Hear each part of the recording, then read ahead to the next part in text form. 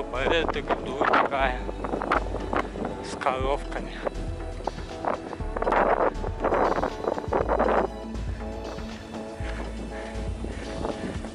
А тот дом, где родился Тукай, он прямо правильно я вышел. Мечеть, а рядом дом. Так все на бугре очень выделяется. А вот кладбище, где, кстати, похоронен отец Габдуллы Тукая. Вот он единственный здесь захоронен. Мать в другом месте умерла.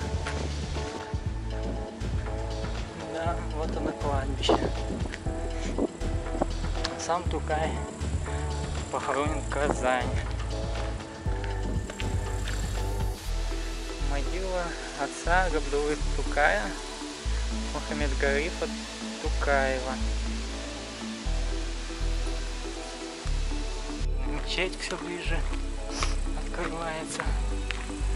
Тоже все перегорожено. Надо подойти, посмотреть поближе. Какие-то мемориальные надписи. Вот она мечеть села Кошлауч. Она старая, старинная, но не знаю. Вряд ли уж больше века ей. Да, вон бюст Габдуллы Тукая. Памятник в виде бюста. Всего лишь 27 лет человек прожил, но оставил о себе след действительно неизгладимый. Да, туда зайти можно, в принципе. Его все знают во всем мире, до сих пор уважают, в том числе в Казахстане. Ну, это и понятно, он в Казахстане прожил практически полжизни, в городе Уральск. Заходим. О, замок висит. Дом-музей семьи Тукаевых. Ну да. И тут замок висит. Везде, в общем, замки. Режим работы с 10 до 16. Ну я ведь успел. 15:23. А уже закрыто. Как вы думаете, а по какой причине вообще мог быть закрыт музей в данном месте и в данное время? Естественно, пандемия коронавируса, все кругом болеют, вот и смотрительница музея, экскурсовод тоже была больна. Естественно, было непонятно, коронавирус это или что-то, но чтобы постраховаться и не заразить экскурсантов, она не выходила на работу. Но ее муж приехал, открыл музей и рассказал мне об основных экспонатах.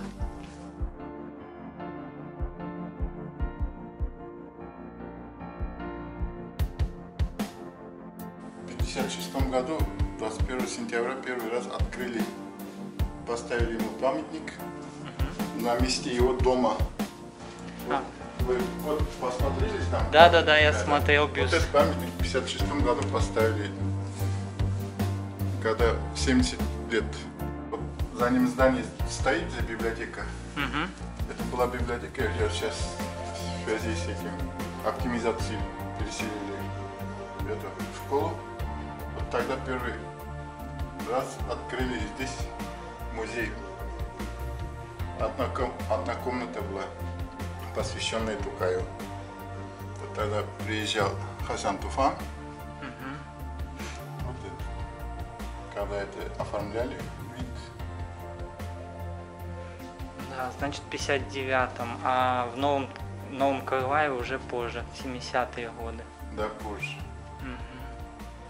Здесь уже вот когда построили это здание, 96-й год,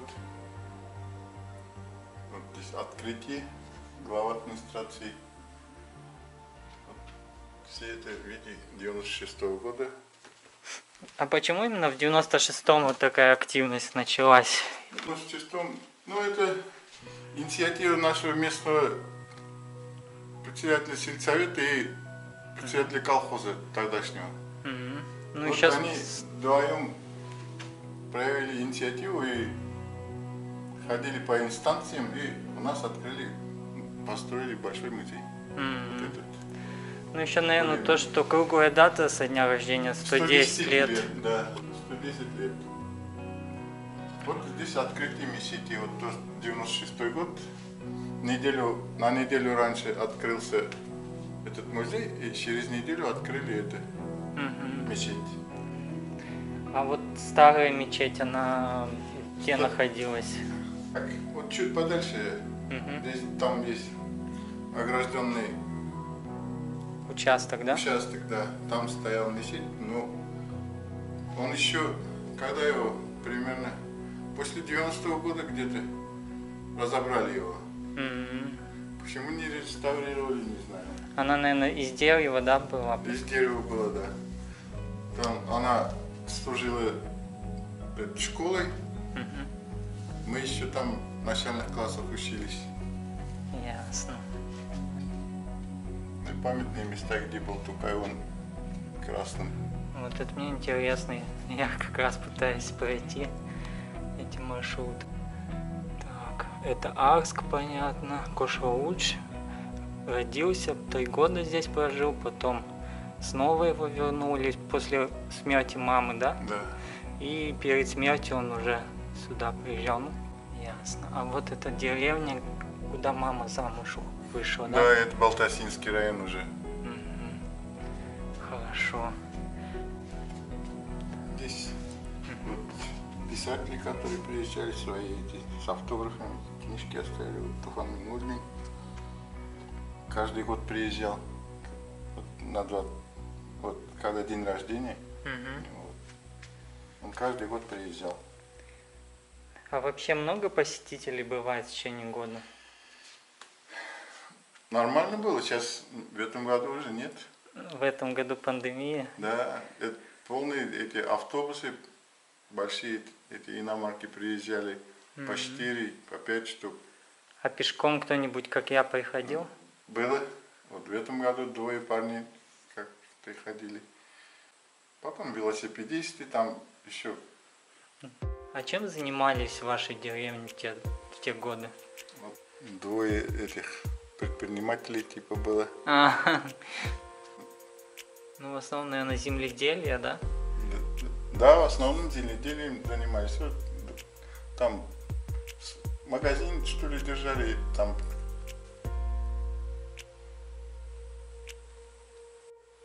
Так, это вот отец, да? Да. Кудовый Тукая. Вот он родился, а отец умер уже в 86 году. У отца еще была дочь, да, по-моему? Да, он.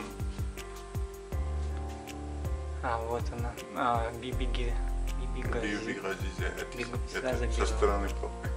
У них же разница большая. Да, видно сразу. Мать тоже недолго прожила, получается. Да. 26. 4 года было, и матери не стало. Да. А вот тут говорят, какая-то бабушка за ним ухаживала пока. Ну да, Шарифа Харсак. Она оставила его, когда замуж вышла. А от чего отец умер? Я не знаю, вот свидетельство о смерти Тут отца. все спрашивают, тут все написано, надо читать. Свидетельство о рождении. Сам отец, да, заполнял Мухаммед Гариф? Интересно. Карлай. 63-й год. Мельница еще была, да, сейчас? Да. У нас тоже стояла вот такая, как я еще помню. Вот такой тоже шестигранный. Ничего себе. Ее же использовали для приготовления муки? Ну да. С отцом ездили на мельницу. Он на поле стоял. На высоком листе там. Ну да, чтобы продуваемость Да, высокая. ветер был. Ну сегодня ветер прям то, что надо. Да. С утра прям без остановки. Это вот сводная сестра, которая приняла его в Уральске. Да. Газиза Забирова. Я из Казахстана, но в Уральске еще не был. Надо обязательно теперь съездить. Уральск такой город тоже известный с точки зрения истории, богатый. А родственники приезжают сюда, на родину? Пару летело, нет. побольше, наверное, уже. В Казани вот 2 сестер привозили. Я сам ездил, привозил сюда. Здесь мероприятия проводили. Встреча с родственниками Тукая. В соседней деревне тоже есть Забировы. Они сейчас в Арске живут уже. Ну, вот связан с Тукаями. Современники Тукай. Интересно, да, они, наверное, его не помнят, то, что он маленький был. 4 года его уже отсюда увезли почти. Ну, может, они постарше были, на пару лет, может, помнят. Ну, хотя Мулата личность такая уже заметная. За ним, может, следили как-то, знали, кто у него там, как растет. 98-й год с Фатихом Амирханом. Ну, это вот после возвращения с Уральска как раз, да? Да. А сейчас как население в деревне за последние годы меняется, улучшается демографическая ситуация или ухудшается? Как вообще? У нас в деревне молодых нет уже. В основном молодые уезжают. Проблема, наверное, опять же, заработок, нет работы да. для молодых. Да. Ну, Молодым семьям жить надо, строить надо. сам Бог велел вот это место раскручивать в плане туризма, создавать здесь какие-то фестивали, проводить массовые мероприятия. Ну, положение такое получается, немножко сложно сюда попасть. Я вот пешком шел, через Брод получалось проехать напрямую. А так обходить и объезжать вот тогда вокруг приходится. Ну, да. Ну, это, конечно, необходимо, просто надо клич кинуть в интернете. Если автобус пустите по той, там большая гора, короче, ну, опасно, короче. Там хорошую высокую походу можно ездить, но зимой грязь там не проедешь Да. на автобусе. Ясно. Данный дом выстроен полностью по образу дома Муллы, но размеры были гораздо меньше, чем ранее. А это вот наряд Муллы получается? Ну, да. А как же Муллы называют? Абыстай. Абыстай.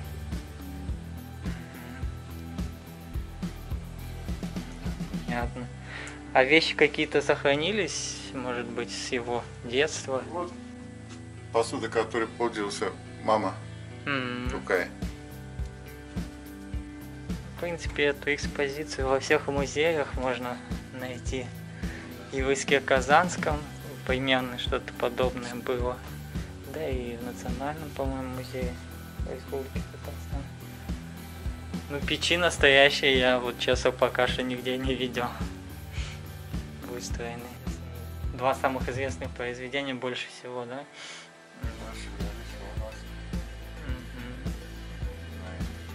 Больше всего по ним и делают скульптуры. Вот тоже, да? Да, вот тоже он подарил все это. Вот такие бы сувениры продавать, они очень, мне кажется, зайдут. Прям красота очень даже впечатляет. Натуралистично. Длинный, а вот это из дерева. Изучил я экспозицию этого музея, достаточно богатая.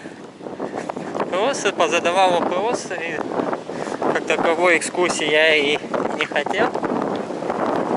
Просто некоторые моменты уточнить, а уже полноценную экскурсию можно будет послушать в Новом Крылае. Сейчас иду в магазин, надо что-нибудь перекусить взять. А вот и магазин местный, работает до 5. Удалось договориться переночевать прямо на площади музея Габдуллы Тукая. Понятно, что их дом находился немножко дальше, но суть от этого не меняется. Место намоленное, скажем так, место нахоженное. Взял вот перекус. Ну, как еда, у меня есть еда, я консерву открою, а это как перекус сейчас. буду восстанавливаться. Вода есть, все есть. Я, как-то не ожидал такого гостеприимства. Прям очень хорошо. Говорили, даже в бане оставайся, там можно. Хочу пройтись, там есть остатки мечети, фундамент и источник. Да, вечерний Кушлоуч.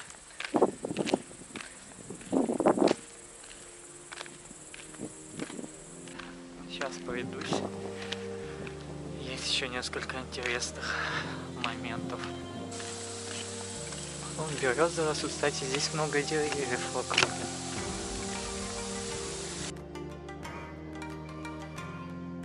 Сельский клуб.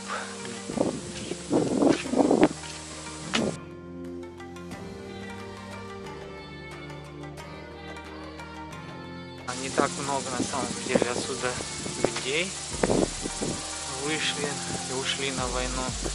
Но все же.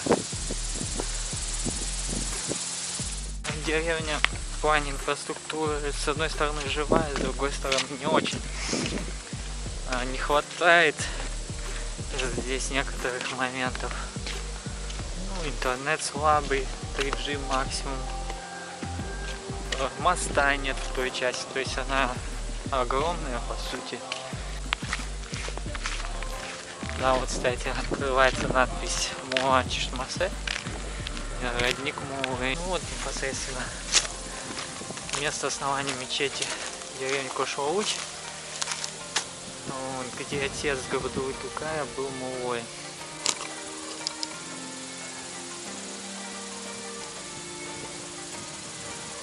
Из 3 частей было сделано, желто-зеленой металлической крышей, ну как и здесь, и желтым минаретом. Здесь выполняли обязанности муллы 7 поколений предков великого татарского поэта Габдулы Тукая. То есть 7 поколений его предки здесь жили и были муллами. Да, ну и обучали в данной мечети детей, как школа она была. В 51-53 в здании бывшей мечети жил художник-график Мавровская. Вот остатки руин, я не знаю здесь что-то осталось или вообще.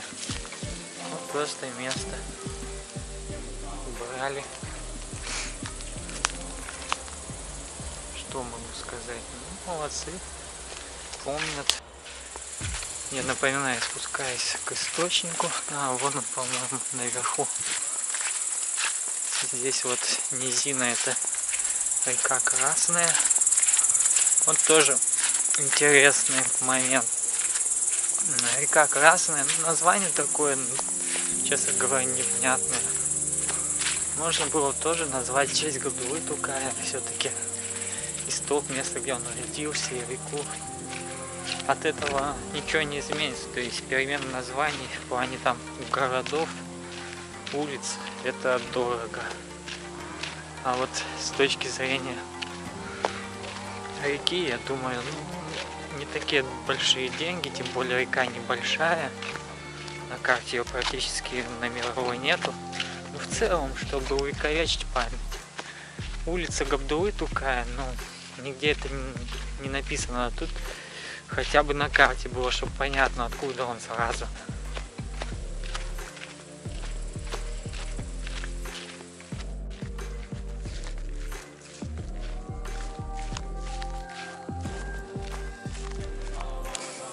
Экстремальненько. Вот здесь отсюда можно завтра пройти сразу. На карте, кстати, он не обозначен. Вот даже мост Габдулы Тукая там, не знаю. То есть вообще надо этот момент раскручивать, как-то туристов сюда притягивать. Это вот похоже Габдула Тукай как раз. Муачишмасе. Да, вот, кстати, что еще хочется сказать, территория не просто огорожена, но она и облагорожена. В общем, религиозное сооружение, которое строят рядом с родниками. Вот. Блин, на вид целая мечеть, конечно. Дедушка со стороны матери Габдулы Зинатула, когда был назначен муездином мечети, деревни Кашуиш тоже пользовался этим родником. Мать маленького Габдулы также часто бывала у источника и набирала родниковую воду. Бывал у источника и учитель Габдулы Тукая Майтугула Тухватулин, когда приезжал в гости своему Мухаммед Гарифу. В 1894 году, перед тем, как отправиться на легкую дорогу к родственникам в город Уральский, в 1907 перед призывом в армию, Габдулла Тукай прощался с родной стороной родника, названного в честь его рода. Да, ну это интересно. Побольше бы таких памятных мест, конечно. Вот пример, учитесь, как это можно сделать. Вот посмотрите, пожалуйста, какие цветы высажены. Все очень ярко, ухожено, опять же. Камнями склон засыпали, чтобы не осыпалось, дальше овраг не образовался. Ну, да, небольшой источник.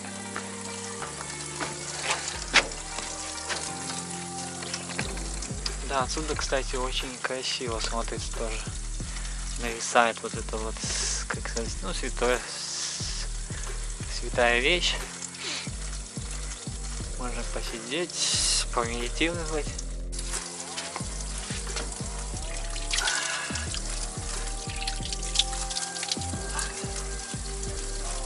Как делают мусульмане.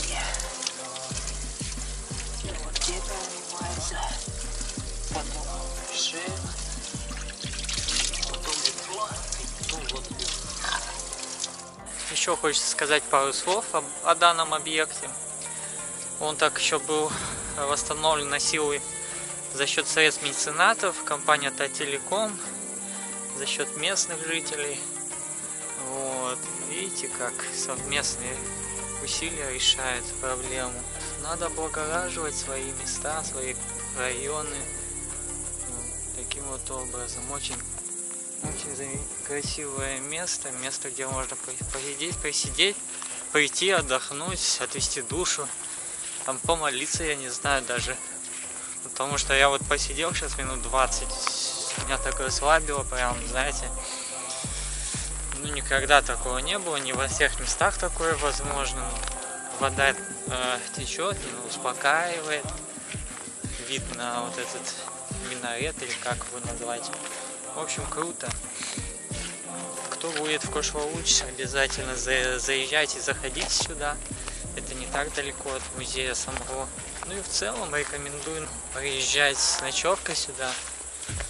Место для палатки вам дадут. Можно погулять по окрестностям. Отдохнуть, в общем, хорошо.